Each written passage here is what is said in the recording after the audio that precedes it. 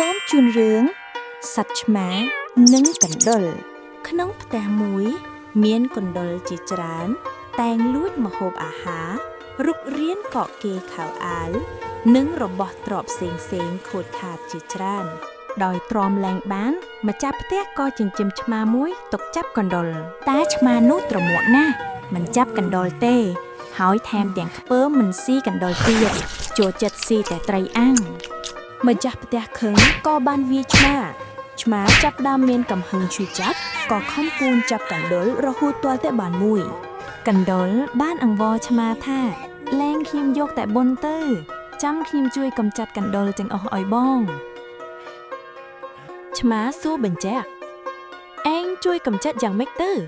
កណ្ដុរពន្យល់បន្ថែមខ្ញុំនឹងនិយាយប្រាប់កណ្ដុរទាំងអស់ឲ្យចេញពីផ្ទះនេះឆ្មាបន្តបើដូច្នេះមែនខ្ញុំយល់ព្រមកណ្ដុរក៏ប្រញាប់រត់ប្រូចទៅបបួលគ្នាចេញពីផ្ទះអស់